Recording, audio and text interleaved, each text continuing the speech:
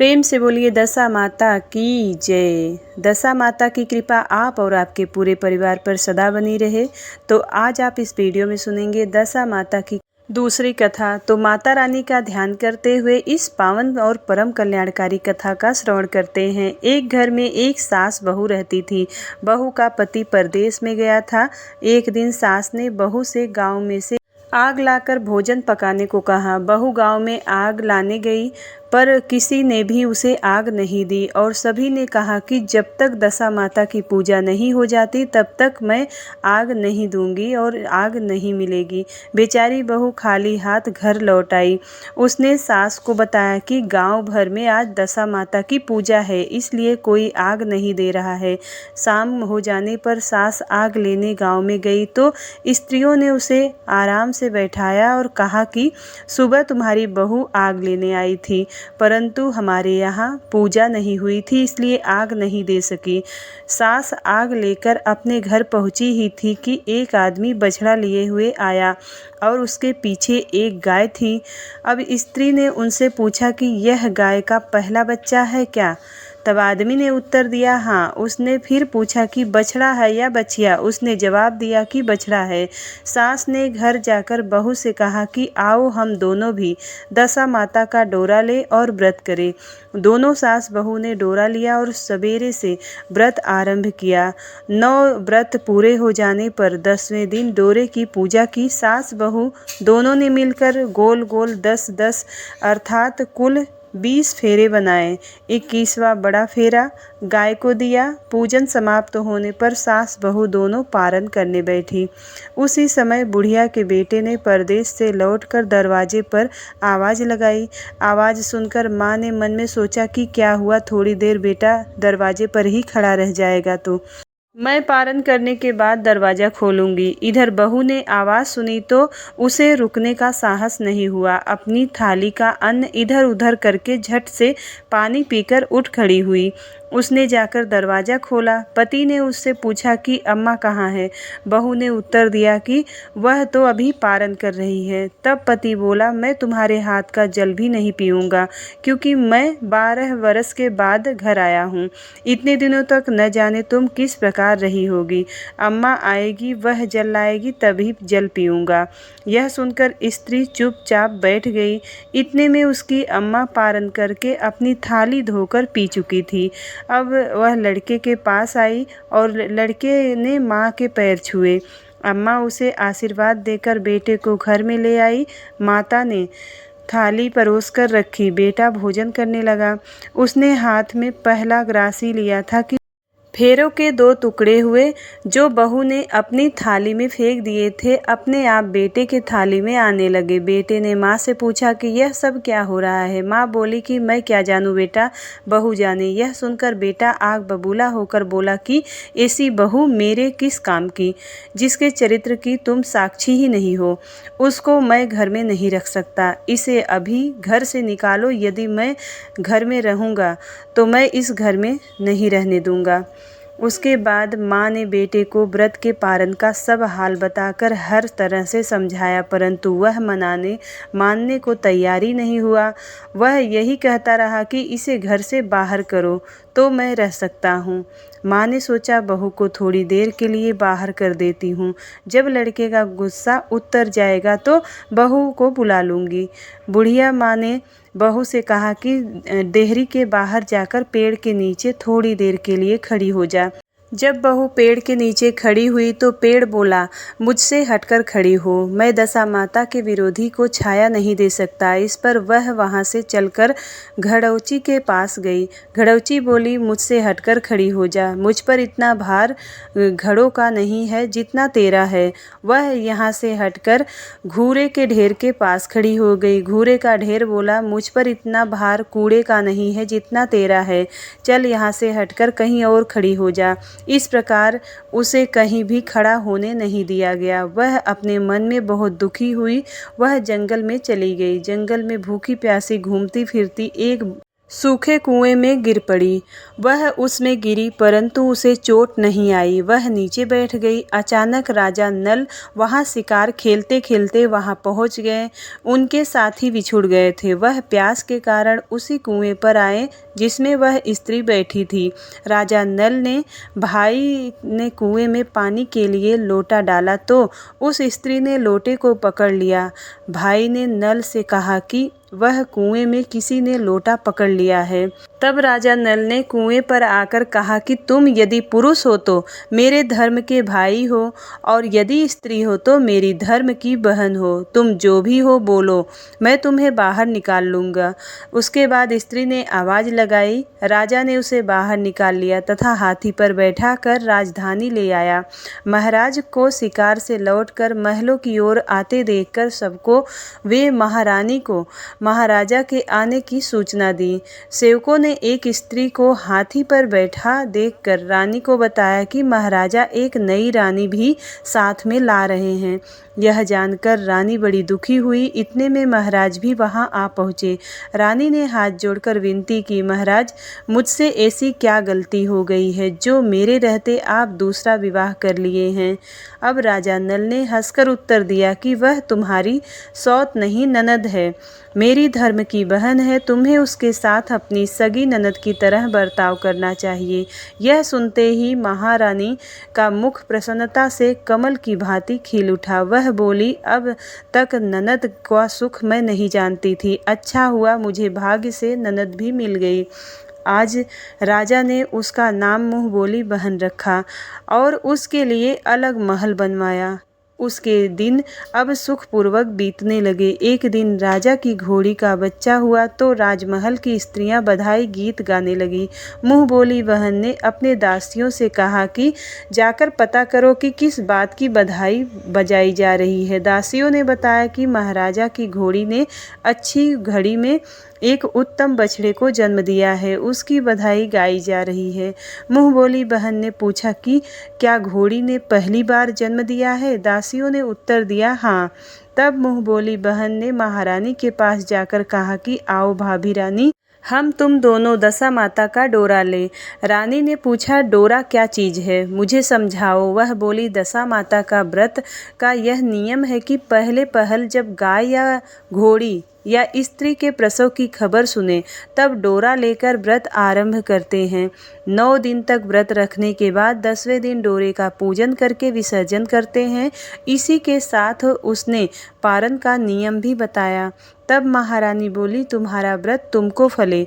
मैं पूड़ी और दूध की खीर खाने वाली रानी महारानी भला बनफरा गोले की पपड़ी खाकर कैसे रह सकती हूँ? ऐसा कहना खाए मेरा दुश्मन।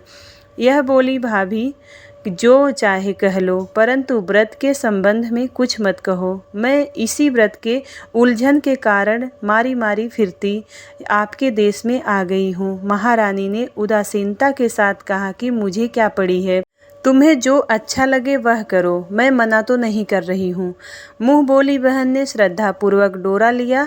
9 दिन तक व्रत किए। 10वें दिन विधिवत पूजन किया, गोला फरा बनाए और संध्या को पारण करने बैठी। उसी समय उसके पति को अचानक कुछ प्रेरणा सी हुई और वह अपनी माता से आज्ञा लेकर अपनी पत्नी को ढूंढने चल दिया। घूमता फिरता वह राजा नल की राजधानी में पहुँच गया और अपनी पत्नी का पता लगाने लगा। उसने एक कुएं पर कुछ औरतों को बातें करते देखा। एक कह रही थी कि राजा की मुँहबोली बहन बहुत ही सुंदर ही स्त्री है, आजकल उसी का किया हुआ सब कुछ होता है। दूसरी स्त्री बोली वह सुंदर होने के साथ साथ धर्मात्मा भी है, जब से आई है तभी से उसने सदा व्रत खोल रखा है, उसके दरवाजे से कोई भी व्यक्ति खाली हाथ नहीं लौटता। तीसरी स्त्री बोली जब वह जैसे धर्मात्मा है वैसे सदाचारी भी है। चौथी स्त्री बोली वह सदाचारी और सर्वप्रिय भी है, सारी प्रजा उससे खुश है। पांचवी स्त्री बोली यह सब तो सही है, परंतु अब तक यह पता नहीं चला कि वह कौन है और कहाँ की रहने वाली है। उन औरतों की बात सुनकर वह साधु के भेष में राजा नल की मुँह बोली बहन के महल के द्वार पर आ पहुँचा। अब वहाँ उसने भिक्षा के लिए आवाज़ लगाई तो द्वारपाल उसे भिक्षा देने लगा। उसने द्वारपाल के हाथों से भिक्षा लेने से मना कर दिया और बोला कि भिक्षा देने वाली स्वामिनी के हाथ से ही भिक्षा ग्रहण करूँगा, नहीं तो अपने रास्ते चला। तब द्वारपाल ने उससे कहा कि इस समय वह दशा माता का व्रत करके पारण कर रही है। पारण समाप्त होने के बाद ही वह तुमको भिक्षा दे सकती है, तब तक तुम इंतजार करो। वह चुपचाप बैठकर इंतजार करने लगा। पारण करने के बाद वह मुट्ठी भर मोती लेकर आई, परंतु सामने अपने पति को पल्ला फैलाए देखकर वह मुस्कुराती हुई लौट गई। दोनों ने एक दूसरे को पहचान लिया था। महारानी ने मुँह बोली ननद को मुस्कुराते देखकर कहा कि जब से तुम आई हो आज तक मैंने मुस्कुराते हुए नहीं देखा। आज इस साधु को देखकर हंसने का क्या कारण है? मुँह बोली बहन ने उत्तर दिया कि वह साधु हमारे घर का है। रानी ने पूछा तब वह ऐसे क्यों आया है? उसने कहा कि अभी मेरा पता लगाने आया है। महारानी ने राजा नल से कहा कि तुम्हारी मुँहबोली बहन के घर के लोग आए हैं। राजा ने कहा कि उनसे कह दो कि अभी यहाँ से घर जाकर वहाँ से हमारी हैसियत से आएं, तब मैं अपनी बहन की विदाई करूँगा। राजा नल की मुँह बोली बहन का पति घर जाकर अपनी माँ से बोला कि तुम्हारी बहू राजा नल के यहाँ उनकी बहन बनकर रह रही है। वह रोज़ सदाव्रत करती है और नियम धर्म से दिन बिताती है। तब उसकी माता ने उसे आज्ञा दी कि बहू को ले आओ। वह डोली, पीनस, बाजे गाजे, कहार आदि के साथ यथाचित सज धज कर राजा नल की राजधानी को चल दिया। राजा ने उसका यथोचित आदर सत्कार किया और कुछ दिन मेहमानी में रखकर विधिपूर्वक बहन की विदाई की। जब वह महल के बाहर निकल चलने लगे तो महल भी उसके पीछे पीछे चलने लगा।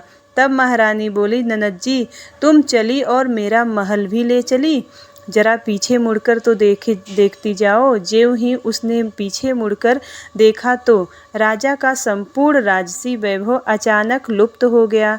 राजा की मुँह बोली बहन तो अपने पति के साथ आनंद से रहने लगी, परंतु राजा नल व रानी का यह हाल हो गया कि वे दोनों कमरी कथरी ओढ़े फिरने लगे। उनके भोजनालय में पत्ते खड़खड़ाने लगे।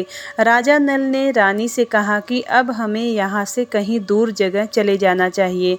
रानी पतिव्रता स्त्री थी, उसने राजा की आज्ञा मान ली। चलते चलते वे एक गांव के पास पहुँचे। वहाँ पर बेरी के पेड़ के बेर लगे हुए थे। राजा रानी दोनों भूखे थे। उन्होंने बेरों को उठाया तो बेर लोहे के हो गए। इस प्रकार राजा रानी जिस वस्तु को भी हाथ लगाते वह कंकड़ पत्थर में बदल जाती थी। इतने पर भी राजा रानी आगे बढ़ते गए। रास्ते में उन्हें एक व्यापारी मिला। व्यापारी ने राजा रानी को पहचान लिया। उसने राजा रानी के भोजन के लिए सेर भर आटा दिया। वे आटे लेकर नदी के किनारे गए। वहाँ रानी भोजन बनाने लगी और राजा नल स्नान करने चले गए। उस नदी में मछुआरे मछलियाँ पकड़ रहे थे। मछेरों ने राजा को 4 मछलियाँ दी। रानी ने मछलियाँ भूनकर रोटियाँ बना ली। राजा नल भोजन करने बैठे तो रोटियां ईंट में परिवर्तित हो गई और मछलियां उछलकर नदी में चली गई। वहां से चलकर राजा रानी अपनी मुँह बोली बहन के यहाँ आए। बहन को जब पता चला कि भाई भाभी आए हैं तो उसने सेवकों से पूछा कि कैसे आए हैं। सेवकों ने कहा कि भिखारियों के हाल में आए हैं। वह सुनकर उसे बड़ी लज्जा आई। उसने राजा रानी को एक कुम्हार के यहाँ ठहरा दिया। शाम को थाल सजाकर बहन स्वयं भाभी से मिलने कुम्हार के घर गई। उसने भाभी के सामने थाल रखा तो भाभी ने कहा कि इस थाल में जो भी कुछ है उसे कुम्हार के चक्के के नीचे रख दो और चली जाओ। ननद थाल के समान चक्के के नीचे रखकर चली गई। थोड़ी देर में राजा ने आकर रानी से पूछा कि कहो बहन आई थी, क्या लाई थी? रानी ने कहा आई तो थी, पर जो कुछ भी लाई थी मैंने इस चक्के के नीचे रखवा दिया है। राजा वहां देखा तो वहां कंकड़ पत्थरों के सिवा कुछ भी नहीं था। राजा को समझते देर न लगी कि यह सब कुछ बुरी दशा के कारण है। भला वह मेरे लिए कंकड़ पत्थर क्यों लाएगी? अब राजा रानी वहां से चलकर अपने मित्र के घर गए। मित्र को लोगों ने पता चला कि उसने पूछा कैसे आना हुआ। उन्होंने उत्तर दिया भिखारियों के हाल में आए हैं। मित्र ने दुखी होकर कहा कि कोई बात नहीं, जैसे आए हैं वैसे अच्छे हैं, आखिर मित्र है, उन्हें महलों में ले आओ। मित्र ने उन दोनों का स्वागत किया, स्वादिष्ट भोजन कराया, एक कमरे में उनके लिए पलंग बिछवा दिया। उस कमरे में एक खूंटी पर नौलखा हार टंगा हुआ था। आधी रात के समय राजा सो गए, परंतु रानी जाग रही थी। रानी ने देखा कि हार वाली खूंटी के पास दीवार में एक मोर का चित्र लगा हुआ है। मोर धीरे धीरे हार को निगल रहा है। रानी ने राजा को जगाकर वह दृश्य दिखाया। राजा ने सोचा यहाँ से चुपचाप भाग चलना चाहिए, नहीं तो सुबह होते ही चोरी का कलंक लगेगा, तब मित्र को क्या मुख दिखाऊंगा। बेचारे राजा और रानी वहाँ से उठकर जंगल की ओर चल दिए। दोनों चलते चलते एक दूसरे राजा की राजधानी में पहुंच गए। वहां अतिथि और भिक्षुओं को सदाव्रत दिया जाता था। वे दोनों ही सदाव्रत लेने गए, परंतु उस समय सदाव्रत बंद हो चुका था। वहां के अधिकारियों ने कहा कि यह लोग न जाने कहां से अभागे आए हैं कि इन्हें देने के लिए कुछ भी नहीं बचा, फिर भी इन्हें एक एक मुट्ठी चने दे दो। उन्होंने इस प्रकार से अनादर और कड़वी बातों सहित दान लेना अस्वीकार कर दिया। वे दानाध्यक्ष की निंदा करते हुए बोले कि ऐसी कंजूसी है तो सदा व्रत देने का नाम ही क्यों करता है। दानाध्यक्ष बोला, यह तो बड़ा घमंडी भिक्षुक लगता है, भीख भी मांगता है और गाली भी देता है, इनको हवालात में बंद कर दो। इस प्रकार दोनों को एक कोठरी में बंद कर दिया गया। एक एक मुट्ठी चने का दाना दोनों को खाने के लिए मिलने लगे। जिस कोठरी में राजा रानी बंद किया गया था उसी के पास आम का रास्ता था। एक जमादारनी राजा की घुड़सवार साफ करने उसी रास्ते से निकला करती थी। एक दिन वह बहुत देर से निकली। रानी ने उससे पूछने लगी कि आज तुम्हें इतनी देर कैसे हो गई। वह बोली कि आज राजा की घोड़ी के बछड़ा हुआ है, उसकी टहल में देर हो गई। रानी ने पूछा कि घोड़ी का पहला प्रसव है क्या। जमादारनी ने बताया कि पहली बार। रानी ने फिर पूछा कि बछड़ा हुआ है या बछड़ी। जमादारनी ने बताया कि बहुत अच्छा बछड़ा हुआ है। यह सुनकर रानी ने राजा से कहा कि एक बार मैंने तुम्हारी मुँह बोली बहन के डोरे का अनादर किया था, उसी दिन से हमारी दशा बदल गई। मैं आज दशा माता का डोरा लेना चाहती हूँ। राजा ने कहा, परंतु यह पूजा की सामग्री कहाँ से आएगी, उसके नियम धर्म का पालन कैसे होगा। रानी ने उत्तर दिया, दशा माता ही सब कुछ करेंगी, मैं तो उन्हीं का नाम लेकर डोरा लेती हूँ, फिर जो होगा देखा जाएगा। रानी ने तो तार का राजा की पगड़ी से और एक तार का अपने आंचल का लेकर अपना डोरा तैयार किया और उसे उसी समय से व्रत करने लगी। थोड़ी देर में ही वहाँ का राजा अपनी घोड़ी को देखने के लिए उसी रास्ते से निकला। राजा ने नल दमयंती को देखा, कोठरी में बंद देखकर पूछा कि ये लोग कौन है और इसका क्या अपराध है। पहरेदारों ने कहा कि ये लोग भिक्षा लेने के लिए आए थे, ये आपको आशीर्वाद देने के बदले गालियाँ देते थे, इस कारण थानाध्यक्ष ने इन दोनों को कैद में डाल दिया है। राजा ने कहा कि यह तो इनका कोई अपराध नहीं है, इनको मनवांछित भिक्षा नहीं मिली होगी, इसलिए ये गालियां देने लगे होंगे। इनको संतुष्ट करना चाहिए था ना, कि कैद में डाल देना चाहिए। इनको अभी रिहा करो। राजा की आज्ञा से उसी समय दोनों को कोठरी से बाहर निकाला गया। राजा उनके पांव में पद्म और माथे पर चंद्रमा देखकर पहचान गया कि यह तो राजा नल और रानी दमयंती हैं। इस पर उसने दोनों हाथ जोड़कर क्षमा मांगी और हाथी पर बैठकर अपने महल में ले गया। कुछ दिन तक राजा के यहाँ रहकर उन दोनों ने पूरे राजसी ठाट बाट के साथ अपनी राजधानी की ओर प्रस्थान किया। रास्ते में वे पहले अपने मित्र के यहाँ गए। मित्र ने राजा नल की आने की खबर सुनकर लोगों से पूछा कि मित्र आए हैं तो कैसे आए हैं। लोगों ने कहा कि अब की बार तो राजसी ठाट बाट के साथ हाथी, घोड़े, डंका, निशान, पालकी, पीनक एवं फौज के साथ लेकर आए हैं। मित्र ने कहा कि अच्छी बात है, आने दो। मेरे लिए तो जैसे तब थे वैसे ही अब भी हैं, आखिर है तो मित्र ही। राजा रानी मित्र के महल में गए। मित्र ने उनको आदर सत्कार के साथ उसी स्थान पर ठहराया जिस स्थान पर पहले ठहराया था। आधी रात के समय जब राजा सो गए थे और रानी पैर दबा रही थी, तब रानी ने देखा कि मोर का चित्र जो पहले हार को निगल गया था उसे उगल रहा है। रानी ने राजा को उठाकर दिखाया। तब राजा नल ने अपने मित्र को बुलाकर यह दिखाया। मित्र बोला कि मैंने तब भी तुमको चोर नहीं समझा था और अब भी समझता हूँ कि यह दरसे तुम्हारी बुरी दशा का फल है। आप निश्चिंत रहिए, मेरे मन में कोई मेल नहीं है। और मित्र के यहाँ से चलकर राजा रानी अपनी मुँह बोली बहन के यहाँ गए। उसने सुना राजा भैया आ रहे हैं तो उसने लोगों से पूछा कि कैसे आ रहे हैं। लोगों ने कहा कि जिस प्रकार राजा आना चाहिए उसी प्रकार से राजा आ रहे हैं। उसने कहा कि उनको मेरे महल में लाओ। जब राजा नल का हाथी बहन के महल की ओर बढ़ा तब रानी ने कहा कि आप अपनी बहन के घर जाइए, मैं तो उसकी कुम्हार के घर रहूंगी जिसके यहाँ पहले ठहरी थी। राजा ने कहा जिस कारण इतने दुख उठाए तुम फिर उससे झगड़ा मोल लेना चाहती हो, यह तुम अच्छा नहीं कर रही हो। परंतु रानी नहीं मानी, वह कुम्हार के घर ही ठहरी। राजा बहन के घर चले गए। शाम को राजा की बहन भाभी के लिए थाल सजाकर कुम्हार के यहाँ आई। उसने भाभी के सामने थाल रख दिया। भाभी सोने चांदी के गहने उतार कर रखने लगी और कहने लगी कि खाओ रे मेरे सोने चांदी के गहने खाओ, हम भूखे नंगे क्या खाएंगे। यह उलाहना सुनकर ननद बोली कि यह उलाहना किसे देती हो, मुझसे उस समय जो कुछ भी हो सका वो उस समय लाई थी, वही अब भी लाई हूँ। विश्वास न हो तो चक्के के नीचे अब भी देख लो। सचमुच चक्के के नीचे देखा तो वहाँ पर माणिक मोतियों का ढेर लगा हुआ था। रानी यह सब देखकर सन्न रह गई। वह बोली ननद जी तुम्हारा कोई दोष नहीं है, यह तो हमारी बुरी दशा का परिणाम था। रानी ने ननद का लाया हुआ सब सामान तथा उसमें अपनी तरफ से कुछ और जवाहरात मिलाकर ननद को वापस कर दिया, परंतु ननद को पूजा का न्योता देना भूल गई। वहाँ से चलकर राजा सूरा गाय के पास आए। गाय ने सेना सहित राजा को भर पेट दूध पिलाया।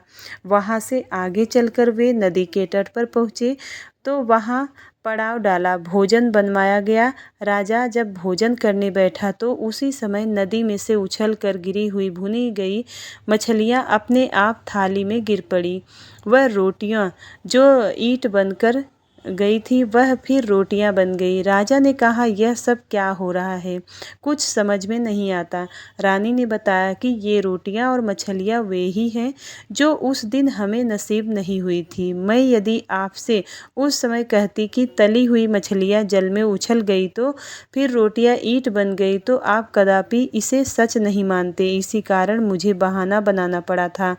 राजा रानी अब राजधानी की ओर आगे बढ़े और राजा की फौज अपनी राजधानी के समीप पहुंची तो वहां के लोगों ने समझा कि दूसरे राजा ने राजधानी पर आक्रमण कर दिया है।